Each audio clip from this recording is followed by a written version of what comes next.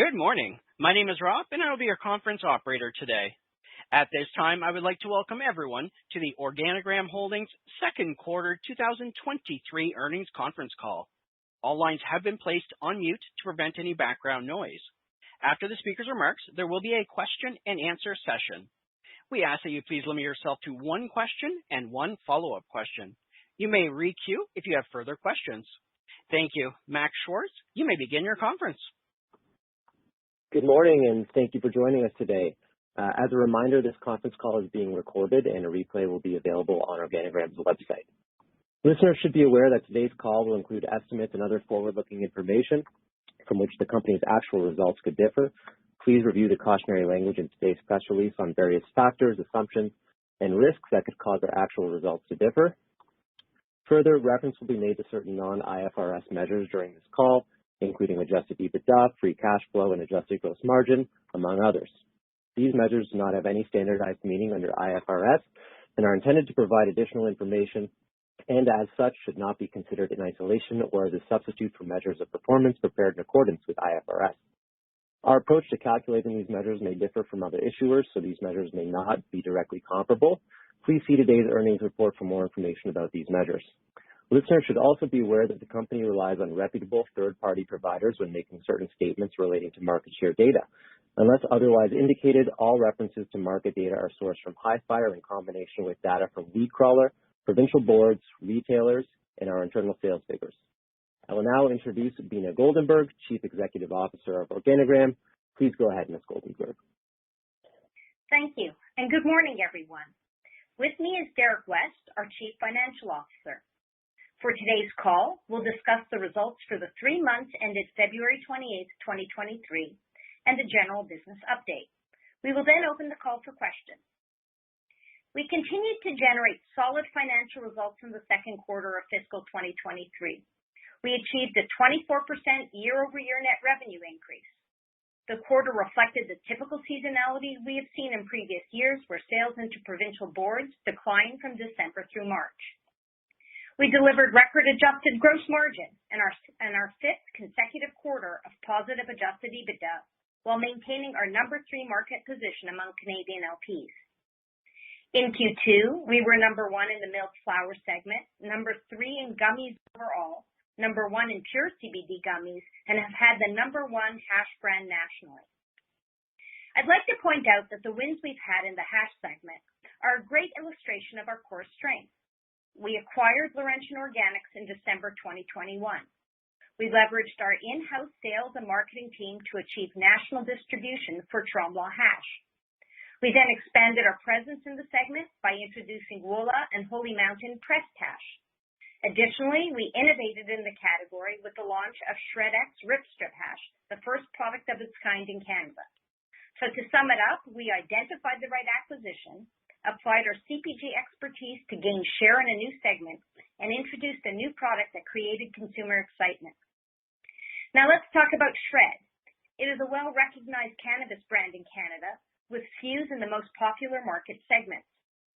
Shred milled flower holds the number 1 position in its category by a wide margin, and with 3 of those SKUs, Tropic Thunder, Funk Master, and Narberry, have been the top-selling SKUs nationally for the 6 months ended February 28, 2023. Shred products are now available in almost 90% of retail stores in the country, and the brand has generated $190 million in retail sales in the past 12 months. This is a brand platform that continues to deliver success. Looking at regional board data, we have the leading market share in the Maritimes, and we're number 1 in milled flower, gummies, and hash. In Ontario, we were the number 2 LP.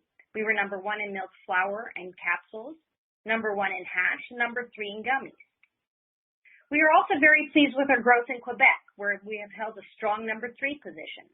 This is partly from the addition of Laurentian's products, but also due to significantly increased sales of our overall portfolio.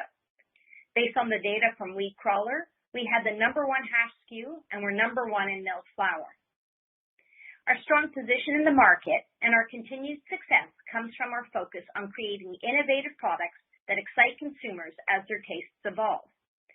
In Q2, we introduced 18 new SKUs, including 8 new Holy Mountain SKUs, As I mentioned, we launched ShredX Rip-Strip Hash at the end of Q2, and the response has been extremely strong.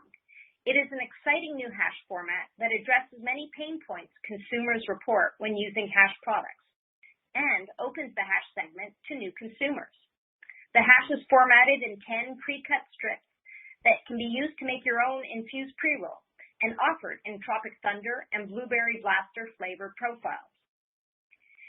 Our patent-pending Edison Jolts continue to lead in the ingestible extracts category, with 85% growth in sales compared to Q2 of fiscal 2022. On March 13th, we announced that Health Canada determined that Jolts lozenges in the 100 milligram THC per package format were improperly classified as an extract rather than an edible. Health Canada has allowed us to continue to sell and distribute our inventory of Jolts until May 31st. Now, Organigram launched Jolts in 2021 following significant research, development, and regulatory work. We remain of the view that the patent-pending Jolts are properly classified as cannabis extracts and compliant with cannabis regulations. We have filed an application with the Federal Court of Canada seeking judicial review of Health Canada's determination. As court proceedings can take some time, we intend to file a motion for a stay seeking to set aside the decision in the interim. In terms of production at Moncton, we are achieving scale benefits from the completion of the 4C expansion. We continue to implement environmental and technology improvements designed to increase both yield and cultivar quality. Also, new cultivars, including several developed by our plant science team, are being screened with a view to be added to our portfolio. Finally, CO2 extraction has been optimized to generate higher yields. In Winnipeg, we continue to increase our capacity to meet the high consumer demand for Monjour. As of February 2023, the facility produced an average of 3.1 million gummies per month.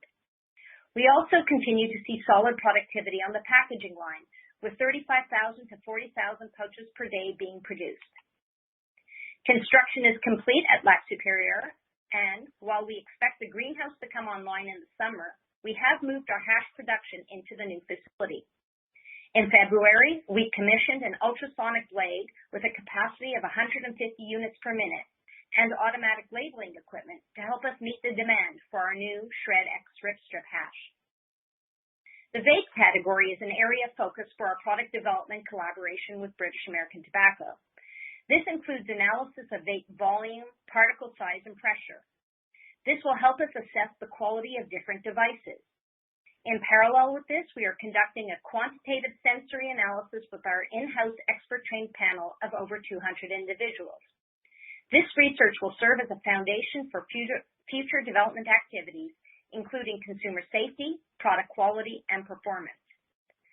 Further, these insights are expected to enable Organigram to capitalize on the new vapor heating technology garnered from our $4 million U.S. investment in Green Tank Technologies, a leader in vape hardware and technology. This investment, which took place after quarter end, is reflective of our commitment to grow in the vape category. We believe Green Tank's technology is the first true innovation in vaporization in almost a decade.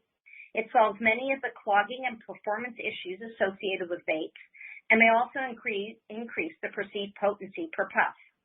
We have obtained exclusivity for this new technology in Canada for 18 months after it is introduced to the Ontario market, and expect to launch this and this improved 510 format product by the end of our fiscal year. Moving on to international sales.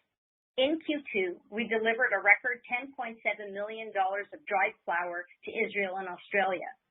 For the first 6 months of fiscal 2023, our international sales have reached $16.6 million, exceeding the $15.4 million of sales in the full year of fiscal 2022. The significant international sales in the quarter reflected the introduction of several new SKUs in Australia and Israel. Going forward, we expect international revenue to normalize to the level seen in the past 2 quarters. Now, before I turn the presentation over to Derek, I'd like to comment on the continued pricing pressure we are seeing in the market. While many producers have discussed not wanting to participate in a race to the bottom, we are seeing the opposite in the market. Large format 28-gram offerings, with a sub $100 retail price point increased by almost 300% over the past 6 months. Large format pricing in some markets has reached the point that, considering the cost of production and the excise tax burden, the products are being sold at a loss. This is not sustainable and hurts the cannabis industry. While our low-cost structure allows us to compete at these reduced prices, we have not matched the aggressiveness of our competitors and have seen some market share erosion in our large format flower. At Organigram, we are focused on delivering value to all stakeholders. We are confident that our branding and marketing expertise, proven track record of innovation and operational efficiency will provide long-term success and leadership in the cannabis industry. This is supported by our strong balance sheet, which allows us to continue to evaluate investment opportunities that increase our competitive advantage. Over to you, Derek. Thanks, Beena. As Beena mentioned, in the second quarter of fiscal 2023, we benefited from the increased efficiency and scale we created in fiscal 22 and Q1 of 23, supported by strong international sales and product introductions. In fiscal Q2, gross revenue increased 20%, while net revenue increased 24% compared to Q2 fiscal 22. The increase over the previous year was primarily due to increased adult use recreational and international sales. As Beena mentioned, price compression across the market did have an impact in the quarter. The cost of sales in Q2 fiscal 23 was $29.6 million, compared to $24.9 million in Q2 of the prior year, an increase of 19%, which is 5% lower than the growth to net revenues.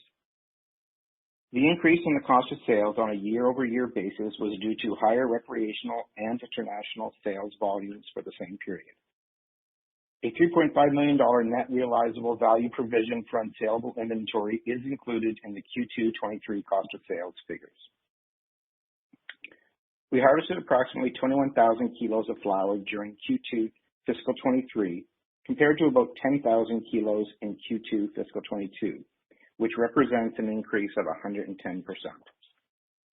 In Q2, the harvest continued to benefit from the increased annual capacity at the Moncton growing facility. We expect similar harvest levels to continue through fiscal 23, which positions us well to meet Canadian and international sales demand. On an adjusted basis, Q2 gross margin was $13.4 million, or 34% of net revenue, over the $8.3 million, or 26% in Q2 fiscal 22. Despite price compression in the market, this is our highest adjusted gross margin rate in the past 3 years. The significant improvement in adjusted gross margin was primarily due to the higher overall sales volumes, combined with a lower cost of production and increased international shipments. SG&A, excluding non-cash share-based compensation, increased to $16.1 million in Q2 23 from $14 million in Q2 22. While there was a small increase to the total dollar spend, as a percentage of net revenue, SG&A expenses decreased to 41% from 44% in the previous year's quarter.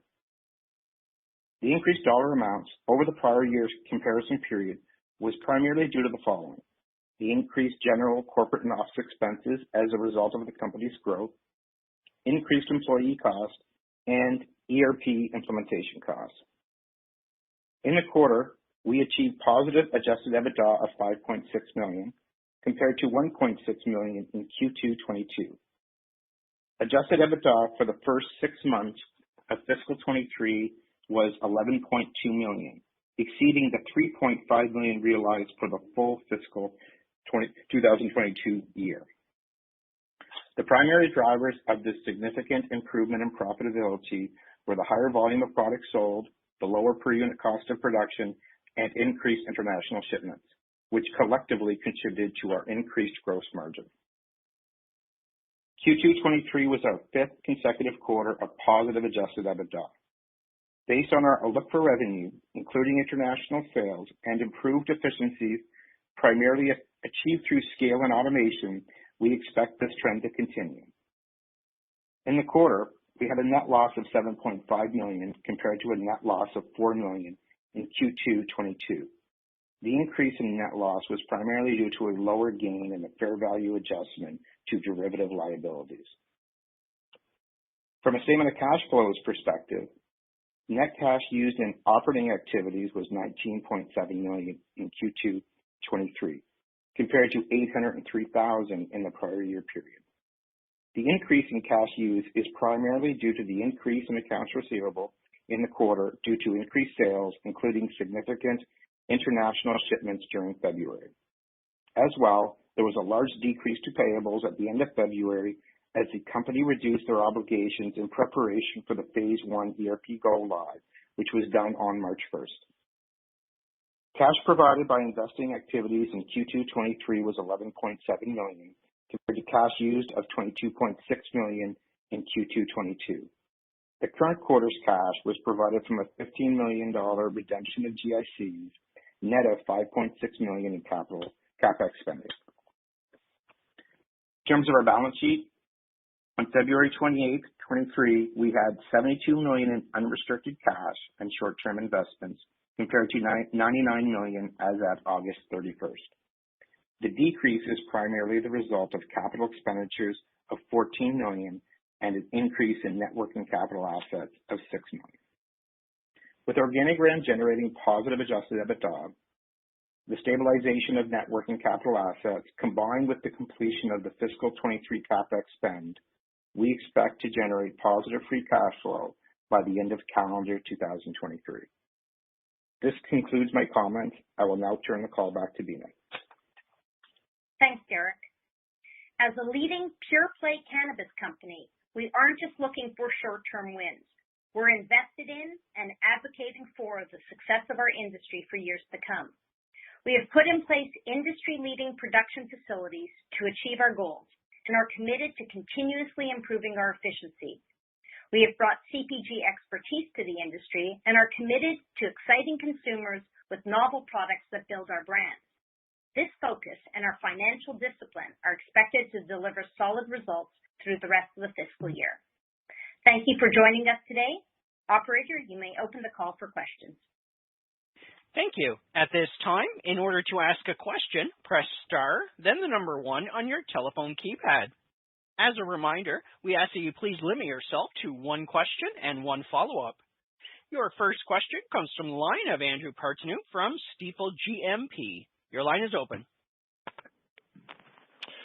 Hi, good morning. Thanks for taking my questions and congrats on the great gross margin here. Just wanted to talk a little bit about the rec channel and the pricing environment that you were talking about during the call. You know, you mentioned that you're not necessarily going to compete at these at the same irrational price levels that you're seeing on the value side. You know, that has resulted in a little bit of market share loss, and you've introduced some new products to try and compete a little bit differently in that market. But inventory seems to have increased this quarter as you expanded production. So I'm just wondering, you know, what kind of inventory level do you think is adequate for the business, and how are you thinking about this, given it sounds like it may be challenging to drive volumes in you know, the segment that's responsible for a large majority of your sales in this irrational price environment? Yes, no problem, and thanks for the question, Andrew. I think right now, just to be clear, we feel pretty comfortable with our inventory levels where we're at. Remember, last year we struggled to supply our consumer demand. We were hand to mouth for most of the year. We were buying a significant amount of flower from other LPs to meet our commitments, and we were restricting our international sales opportunities. So, you know, right now we don't, you know, we're watching our inventory. We don't anticipate having any kind of issues with the amount of production, because we believe we need it to meet our demand for our rec and our international business. We did build in sort of extra safety stock so that we could improve our customer service levels Last year we struggled with on time in full, and by building some extra safety stock, we're able to maintain, higher levels of service to our customers, which was important. And just remember, a lot of people look at market share erosion and they're looking at dollar market share, but we're selling more kgs to get to the same level, right? So we're watching that difference as well. Our current difference between the kilos that we're selling and our dollars is about 1.5 market share points. So just to be clear, we need the volume to compete even when we're not driving down to the irrational pricing. It means we're pulling back from certain markets that are less rational to say, but we are still competing in the flower segment. We are, we have a strong SKU in our Big Bag of Buds that continues to perform at a much higher price than others with our pink cookies offering. And, we've introduced some new large format flower under Holy Mountain, and we believe that brand really speaks to a specific consumer. So, we're not walking away from large flower formats. We're out there. We will compete. We will continue to bring new specific strains at good quality, higher THC offerings, but we just won't compete at the very low prices. It's just not sustainable. And we have, by the way, had conversations with some of the boards where there aren't price floors in the market and have said, it's introducing a consumer price point when you go even below sub $100, that isn't sustainable. And it's really tough to move consumers off of a price point once it's established. It's really not a good practice for the industry. And we have received recognition that there needs to be something done here. So, as I said in my comments, we're in it for the long term. We want to make sure we're being, responsible, and we're going to generate profitable growth. And, if there's a short-term impact in terms of loss of some market share, we're accepting that as we move forward. Appreciate that. And just thinking about, your gross margin outlook, the international sales outlook, and your operating cash flow. So, you did have the best gross margin in 3 years, and you did, it seems, correct me if I'm wrong, but you did, it seems, to adjust your gross margin outlook higher for this fiscal year. You mentioned international sales could normalize a little bit below what we saw in this quarter, Q2. And just wondering if you can expand a little bit on that. Where are you seeing the drivers of gross margin, of the better gross margin outlook for this fiscal year, and the negative operating cash flow before working capital? Could we see that reverse in the next quarter? So let me talk a little bit about international sales, and then I'll turn it over to Derek to respond to your gross margin question. So just to be clear on international sales, as I mentioned earlier, last year we were restricting our sales in international markets because we just didn't have the flower inputs. With the completion of our 4C expansion, we were able to build our flower inventory that allowed us to do a certain amount of pipeline fill to Australia and Israel in this quarter with some new cultivars in the market.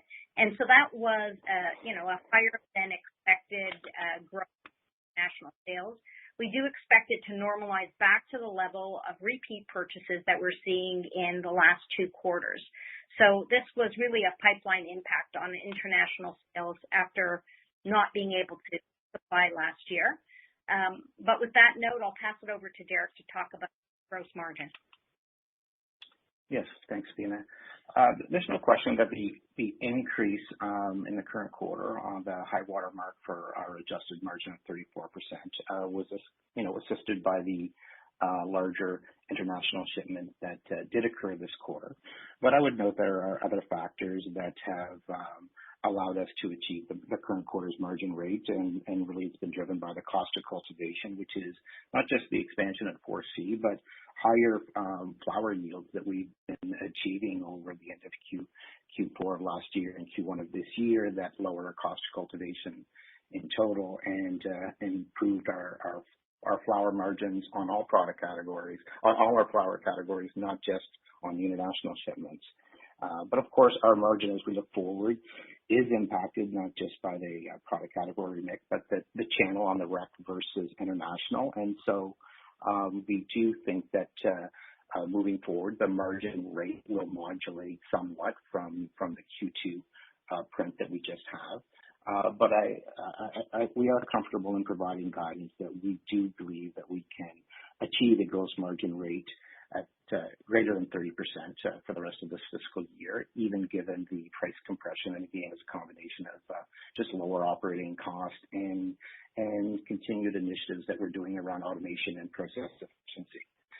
In terms of the operating working capital statement, we did have a working capital adjustment that was negative, that put our operating cash flow negative for the quarter. And part of that would be reversible. Part of it is just the growth of sales, and in the month of February that put receivables up, and there was a small increase to the inventory level, which we wouldn't expect to see large changes from here now that we've been operating at this higher level for a couple quarters now. But we did reduce our payables by over $13 million in the quarter, and that did create a significant reduction to our cash position and our cash flow working capital change in the quarter. And part of that was actually just done that part of our phase one implementation of our new ERP system.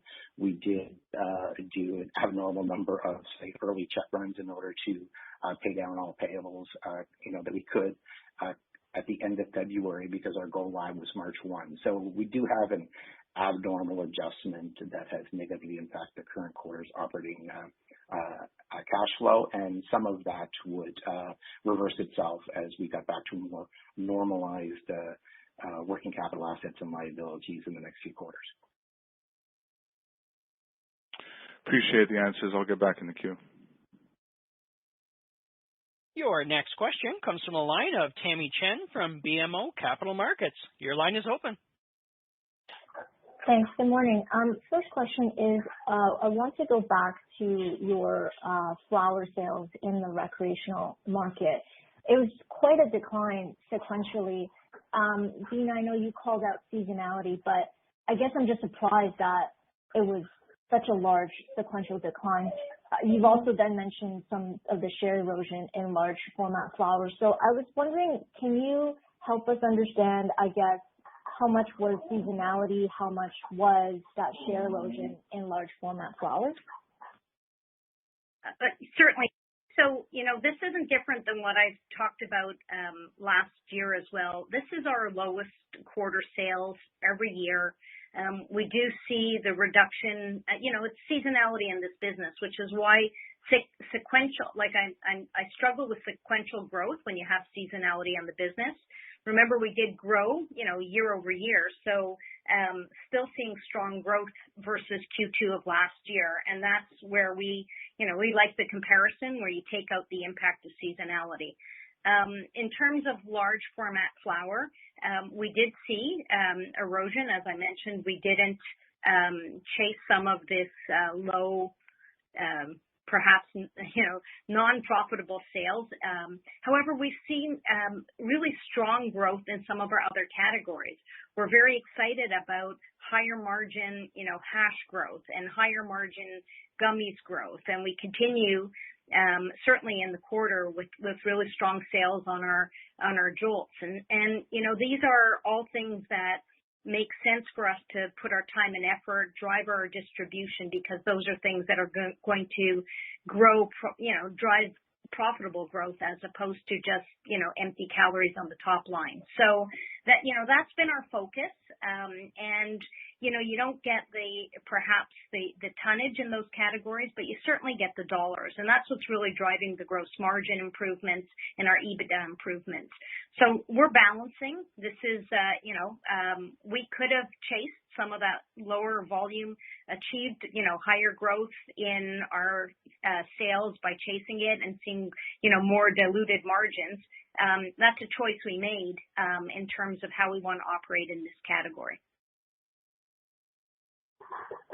Okay. Got it. And my follow-up is on a separate topic, the green tank investment. Can you elaborate a little bit more on this all-in-one product or technology that they've got? So is there nothing else like it in the market right now? I guess it sounds like it's something they've recently developed. Do you know that this is something consumers would want and would attribute a higher price point to? Thank you. Sure. So let me start by saying this green tank technology, we believe really is a game changer in the vape space. And, you know, we believe that the new technology will address some of the pain points that have been, you know, associated with the vape category. So, you know, first of all, you know, you asked about the all-in-one. Let me start by saying that, you know, we're going to start by launching a 510. You know, we know that a significant, over 90% of the industry today in vapes is the 510 offering. So we want to have a 510 offering out there that incorporates this new technology.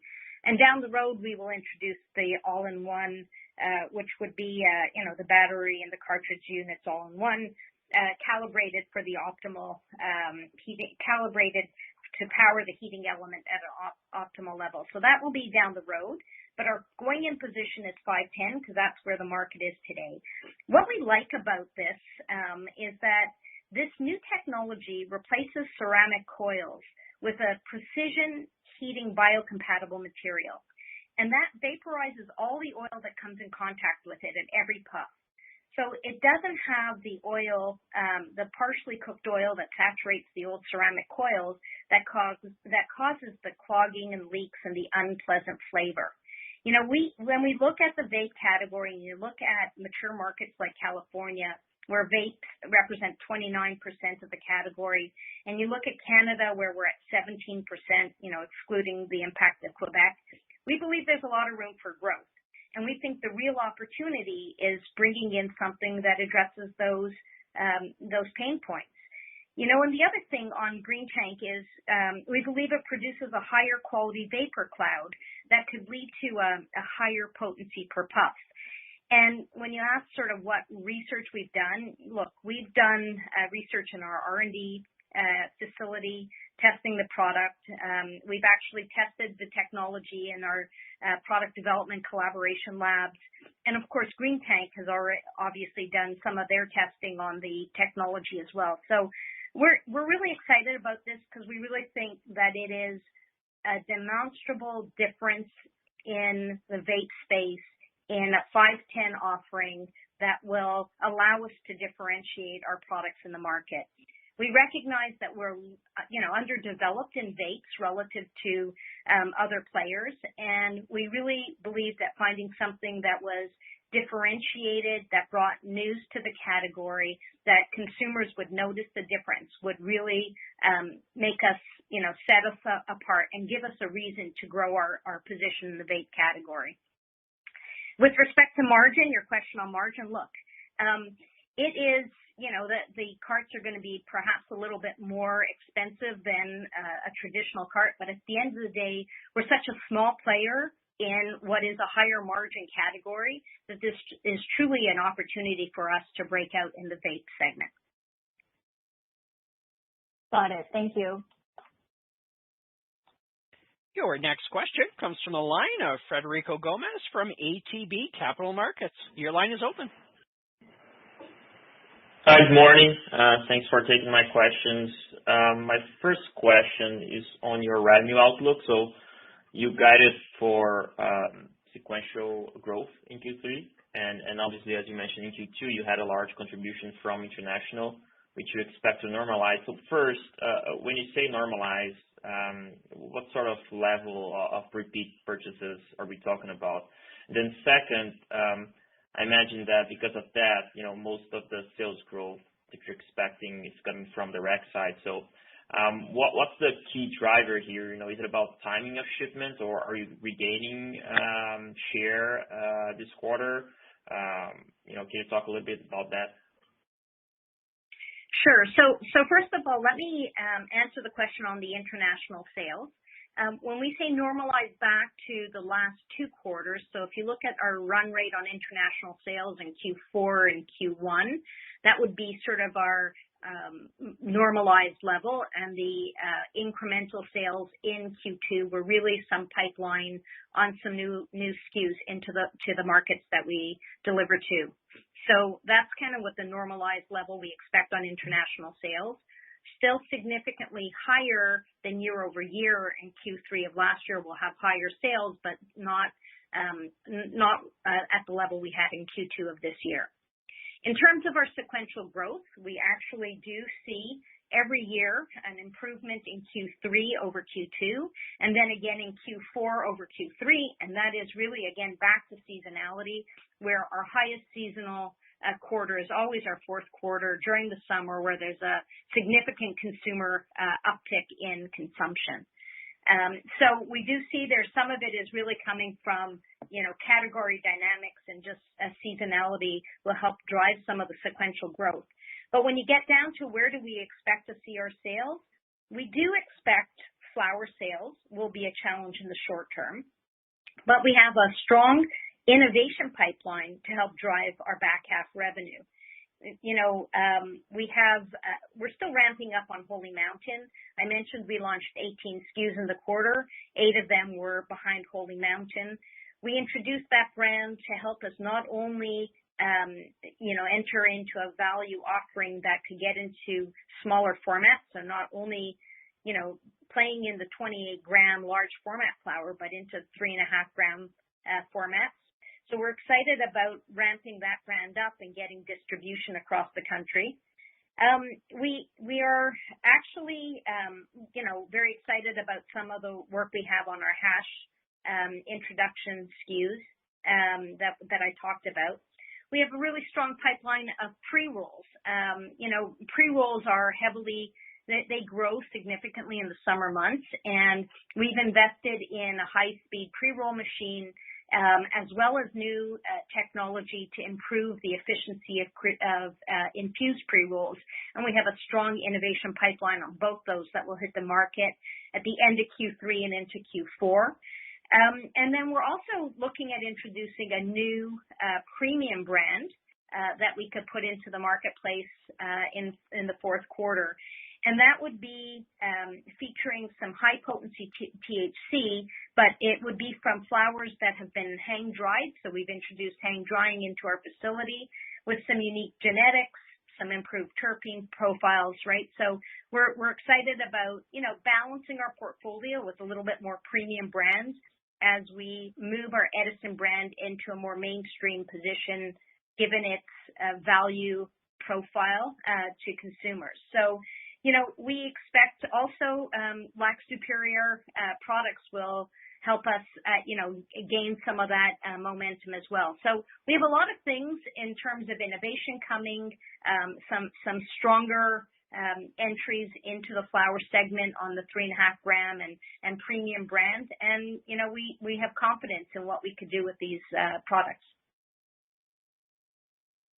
Thank you. That's great color, Beena. And then my second question is just on your balance sheet. So you finished the quarter with $72 million in cash. You have no debt, but at the same time, you are investing for growth for the remainder of the year. You have a pretty ambitious CapEx plan. So how should we look at that? Your cash balance. What sort of minimum cash balance are you comfortable with? Thank you.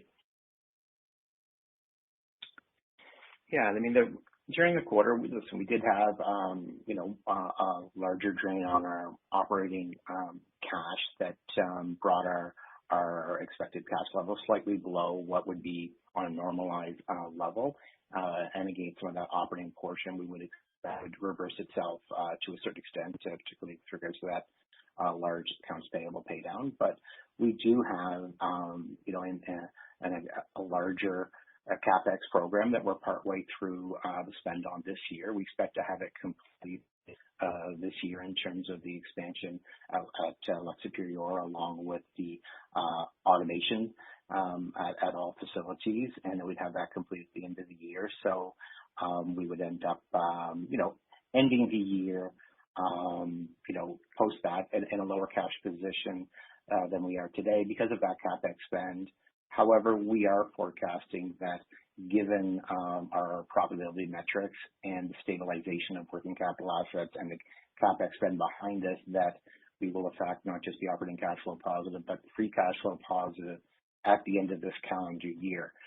So we believe that we will have a strong balance sheet at the end of the year. Of course, it will not be as strong as it was at the beginning, but we knew that coming in as a consequence of the investment that we're going to need to do on both the CapEx and on the net working capital assets to, support just the of the business.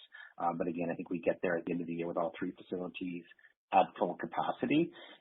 Probably not looking to provide exact guidance on what a minimum cash balance would be, but we're very comfortable on our ability to manage our cash flows without the need for additional capital. Of course, we'll always consider options that are available to us, but at this time, we're not concerned about our cash liquidity. Thank you. Great call. Thanks. Your next question comes from a line of Aaron Gray from Alliance Global Partners. Your line is open. Hi, good morning, and thank you for the questions. So just want to talk a little bit about, some of that value segment. Certainly understand why you don't want to be participating, in those lower prices, but want to get some color in terms of whether or not you're starting to see some signs of stabilization there. And do you believe this is more a fill off of excess inventory, to get some cash versus some write-downs, or just given because of how long this has lasted, do you think this is more of a structural issue of cultivation efficiencies? And if so, like how long can that persist? Because obviously, selling below cost, sometimes, chicken will not come home to roost. So just want to get perspective in terms of, how long you believe this type of dynamic can last, and what you're seeing out there in terms of this lower price offerings. Thanks. Certainly. So let me start by saying I think it's a combination of a couple of those things that you mentioned. When you think about some of the low prices, I mean, we've seen 28-gram offerings at $70 out in Alberta. And, if you take a look at what that markup model would be, and then you subtract $28 related to, excise tax, and there's really nothing left. As you can imagine, this is something that people are selling off, either aged inventory, inventory that they don't have a home for, and will take whatever, monetize whatever cash. I don't think that's around for the long term. I think that is an impact we're having now in the industry because there's still excess capacity out there. On the good news side, we are closely tracking the market, and there are a number of LPs with meaningful market share who have significant financial difficulty by the end of the year. So we're looking at these and we're thinking, as companies go through CCAA, take cultivation out of the market, that will help the situation.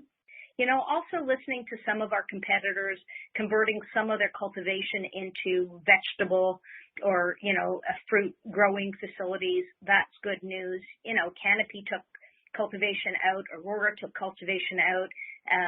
We've, with the acquisition announced yesterday between Tilray and Hexo, they're taking out some of the Hexo cultivation. I think as the market stabilizes in Canada, where the cultivation capacity is more approximating the demand, some of this, activity or rational pricing behaviors will change. So, I do think we're living with this for probably another year while we see perhaps some other cultivation capacity come out of the market. But longer term, this isn't sustainable, and I do believe it will, pricing will move up. I'm happy that Ontario has a floor on large format flower at their just below $100 per ounce. Love to see pricing floor in Alberta. That would improve the situation. But the other good news is one of our competitors, and if I go back a year ago, between Organigram and Village Farms, we were the combined market leaders on the flower category.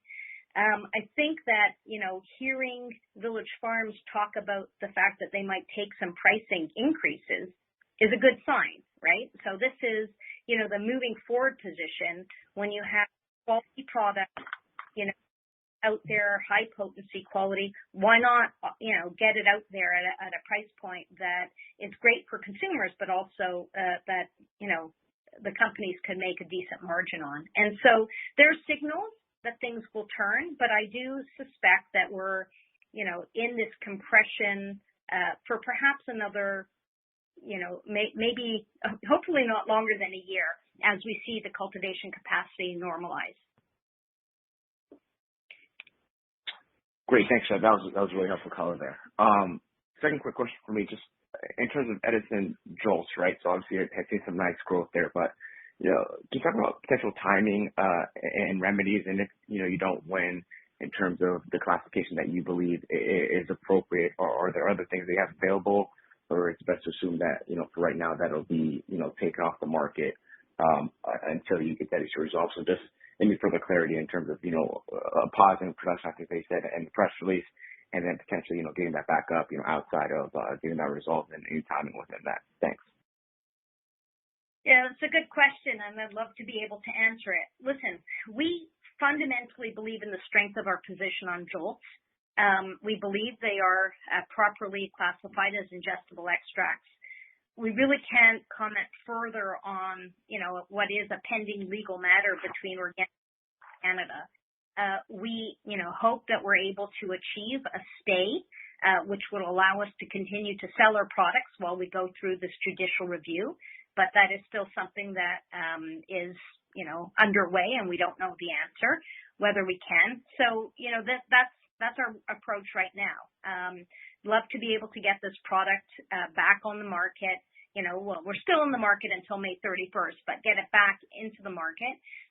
We know, and we have consumer research that shows that if consumers can't buy this product in the legal market, they will turn to the illicit market.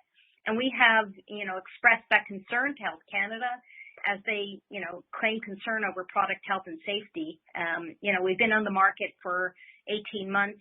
We don't have any issues. And if people turn to the illicit market, we know that that's where the problem exists with product health and safety.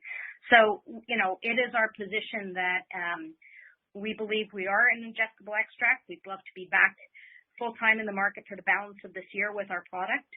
And, we're going to go through the motions because we just don't feel like, shutting it down when we feel strongly that we're compliant is the right move. As a leader in the industry, this is, a battle we feel is right to fight. Okay, great. Thank you very much for the call, and I'll jump back in the queue. And again, if you would like to ask a question, press star, then the number 1 on your telephone keypad. Your next question comes from the line of Michael Freeman from Raymond James. Your line is open. Good morning, Beena. Good morning, Derek. Thanks very much for taking our questions. I wonder if you could provide an update on the production capacity levels at each of the facilities, Moncton, Lake Superior, and Winnipeg, perhaps in a percent of total or sort of units per year basis. Derek, do you want to go one? Sure. I guess for the Moncton flower facility that we have, a conservative estimate would be that we are at 85,000 kilos a year of flower. And of course, in addition, we would have the trim that we would fully utilize for our derivative products. With Lake Superior, with regards to our hash, we've now at based on the shifts that we have, about 2 million units, hash units a year is what our capacity is, and the craft flower would be about 2,400 kilos. For Winnipeg, and we measure gummies, I guess, in units. And I don't have that top of hand. I know that you were looking at that yesterday. Do you have that number? Well, our monthly volume, average volume is 3.1 million gummies.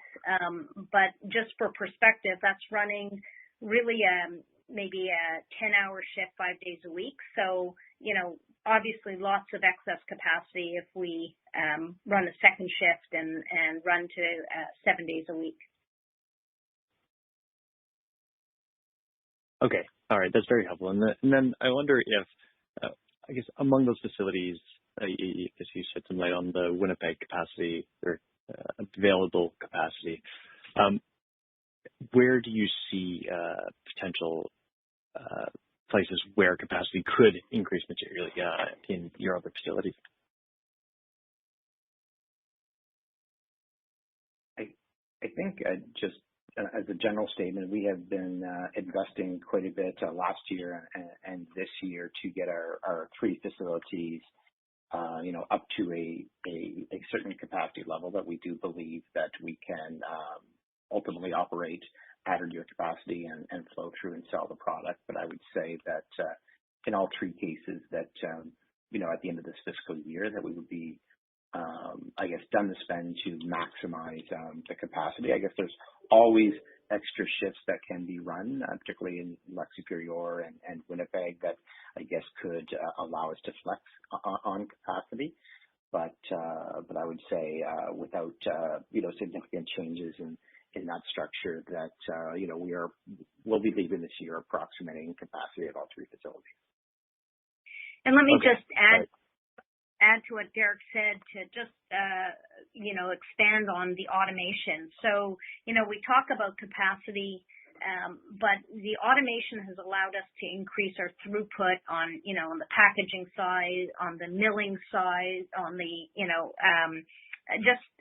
on the pre-roll side, we'll have significant automation. So there's, expanded capacity in those areas simply through automation that we've invested in as well. Okay. All right. Thank you. That's very helpful color. Now, looking at international sales, I wonder if you could give us, your most recent understanding of price fluctuations in Israel in particular. Wondering if you've seen any variations or compression in price in that market. We've certainly seen commentary out of the market. There is price compression happening in Israel. I continue to see from Organigram's perspective, we offer product that is seen as, premium in the market. It's Canadian indoor grown. It's differentiated from what's available in the domestic market. So we haven't seen pressure on pricing from our end on international shipments, but certainly there is a domestic industry in Israel that is, driving the value segment down, and that's just not where we compete right now. Okay, thank you very much. I'll pass it on. And there are no further questions at this time. Ms. Beena Goldenberg, I turn the call back over to you for some final closing remarks. Perfect. Well, thank you, everybody, for joining us this morning for our call. We're very excited about the results that we announced this morning. We're happy with our improved gross margin, adjusted gross margin. We're very happy you're reporting the fifth consecutive quarter of adjusted EBITDA, providing an outlook that we will grow Q3 over Q2 in terms of net revenue and still holding to our forecast on positive free cash flow by the end of the calendar year. So we continue to navigate this challenging industry. We have some great products, some great brands, and we're excited to continue to grow in this space. Thank you and have a good day. This concludes today's conference call. Thank you for your participation. You may now disconnect.